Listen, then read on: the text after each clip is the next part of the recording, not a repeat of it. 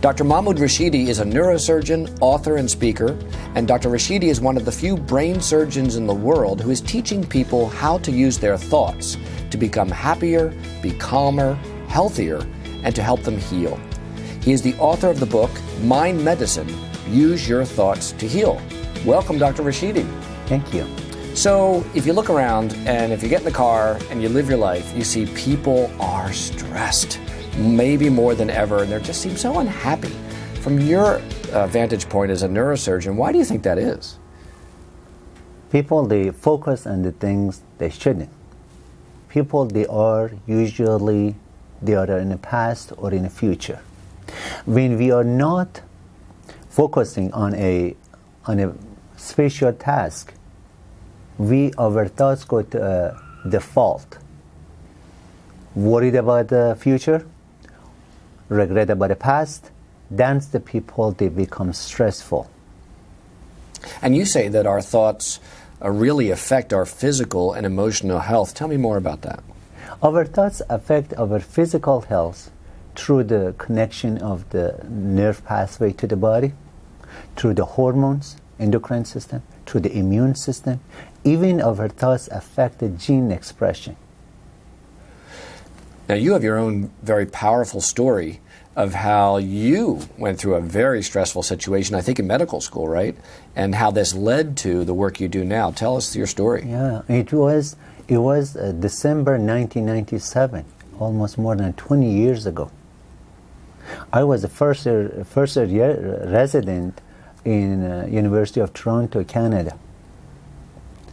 And it was in December, a couple of weeks before Christmas, that I noticed that I have some decreased hearing on the left side. And I have to see the ear specialist and then MRI. When I come out of the MRI, the technician knows me and said, "Come and look." And I saw a large 8-nerve tumor on the left side.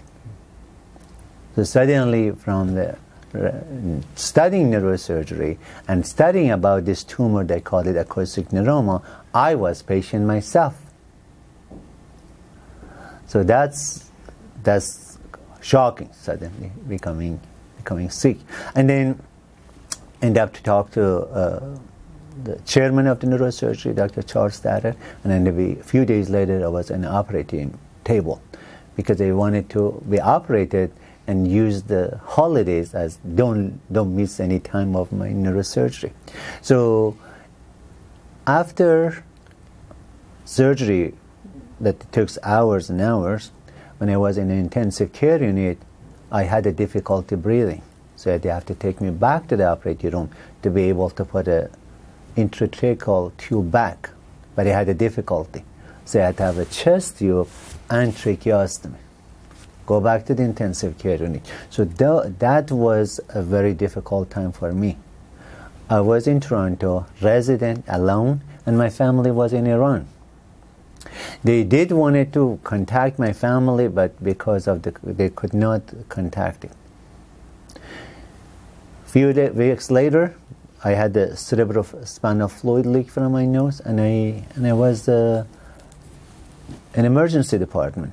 Myself, I was seeing patient that suddenly got a headache and I lost my consciousness. When they did a cerebrospinal tap, then I noticed I had meningitis. I was treated. I was for days in intensive care unit, then floor, then I left the hospital, and I went home, and a few weeks later I started my neurosurgery training again. And how did that experience lead to the work you do now? I realized when I was going through this process, I had complete faith and belief that I am going to heal. Did not have zero doubt.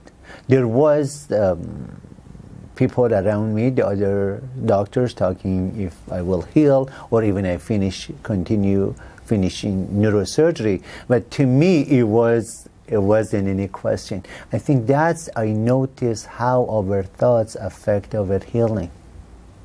And then you saw other people around you, how their negative thoughts, how their stress was really sabotaging their healing. Yeah. Yeah.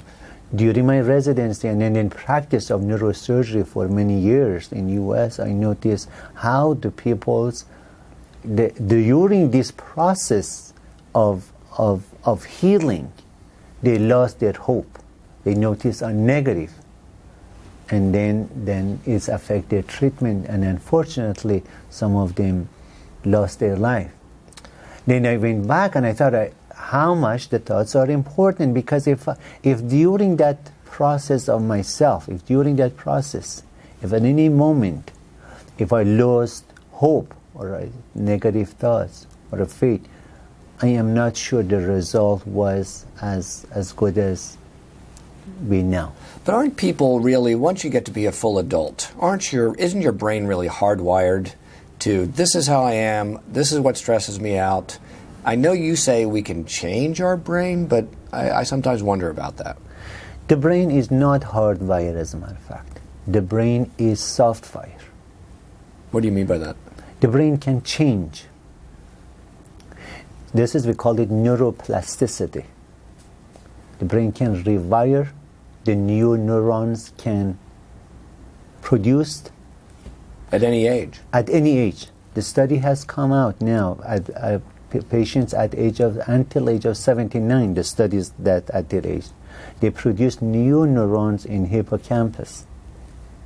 So you're saying our brains can be rewired at any age, but how can we do that? With changing our thoughts and our behavior. We basically, when we start thinking and practicing what we want it to be, our brain start changing. The brain change all the time.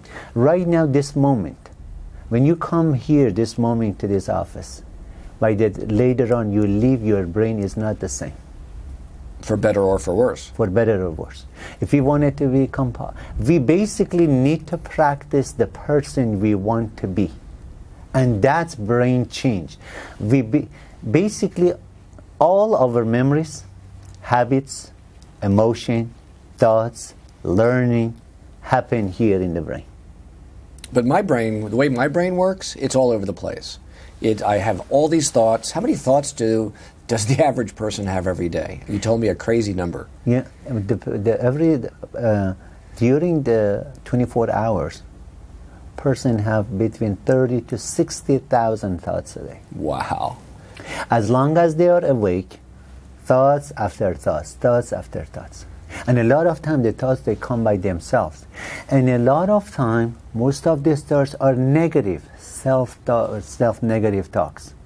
And in the other things is that usually these thoughts, because based on a habit, they are similar thoughts the day before.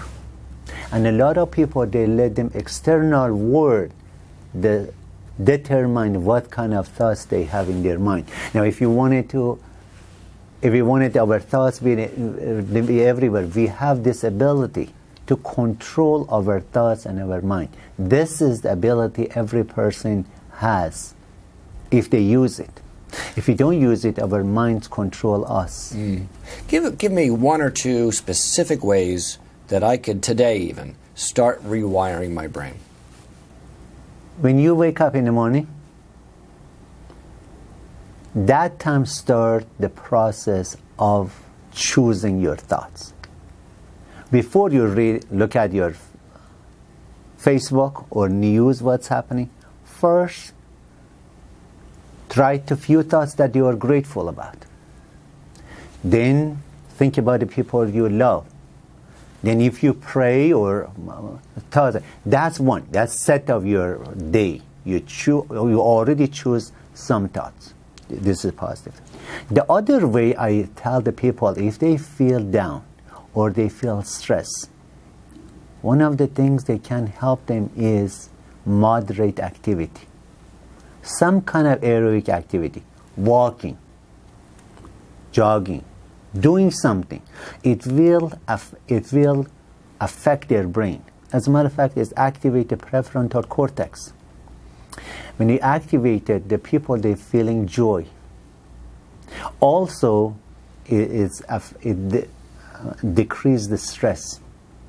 People start feeling better. So these are a couple of things we could do. And then the other things is more important than if we just choose a thought. If we want it in a long-term changing of our brain, it has to be repeated, it has to be practiced until the structure of the brain change.